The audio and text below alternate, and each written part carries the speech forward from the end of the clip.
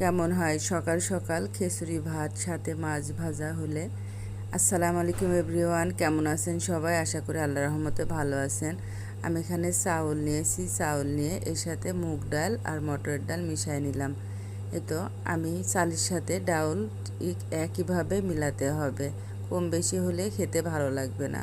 মিলাই নিয়ে ভালো করে ধুয়ে নিলাম, ভালো করে পানি দিয়ে ডলে ডলে ধুয়ে নিয়ে এর মধ্যে কাঁচামরিচ, পেঁয়াজ, রসুন পরিমাণ মতো দিয়ে দিলাম, স্বাদ মতো লবণ, 1 চামচ হলুদ, ধনের গুঁড়া 1 চামচ, তেজপাতা দিয়ে দিলাম 2টা কেটে, 2টা ডালচিনি, 3-4টা সাদা এলাচ ফল দিয়ে ভালো করে হাত দিয়ে মাখিয়ে নিতে হবে। যেভাবে স্ক্রিনে দেখাচ্ছি ঠিক এভাবে মাখিয়ে নিতে হবে। মাখানোর ভিতরেও খিচুড়ি স্বাদ হয়। খিচুড়ি যেভাবে মাখিয়ে ভালো করে হাতে করে তেল দিতে হবে, আমি যেভাবে তেল দিচ্ছি ঠিক এইভাবে তেল দিলে তেলের পরিমাণ ঠিক হবে।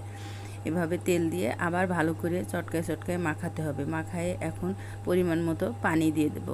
পানি এর ভিতরে আমি ঠান্ডা পানি দিয়েছি। আগে থেকে কিউব করে রাখা আলুগুলা দিয়ে দিলাম। এখানে 1 চামচ ভাজা জিরের গুঁড়া, গরম মশলার গুঁড়া 1 চামচ দিয়ে দিলাম।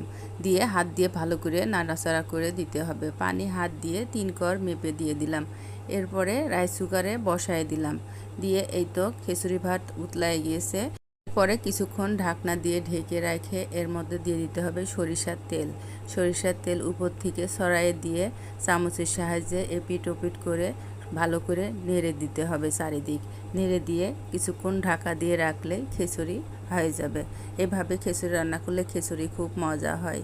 খিচুড়ির স্বাদ, গন্ধ, ফ্লেভার সব অটল থাকে। এই তো আমি এখন পরিবেশন করে নিচ্ছি। ভাজা মাছ, সাথে জলপার আচার, আমের আচার দিয়ে লেবু 1 স্লাইস দিয়ে এরপরে স্বাদ মতো সালাদ দিয়ে পরিবেশন করে নিলাম। খেতে অনেক মজা, আলহামদুলিল্লাহ। আমার ভিডিওটি যদি ভালো লাগে গঠনমূলক কমেন্ট করবেন, লাইক করবেন, শেয়ার করবেন। আল্লাহ হাফেজ।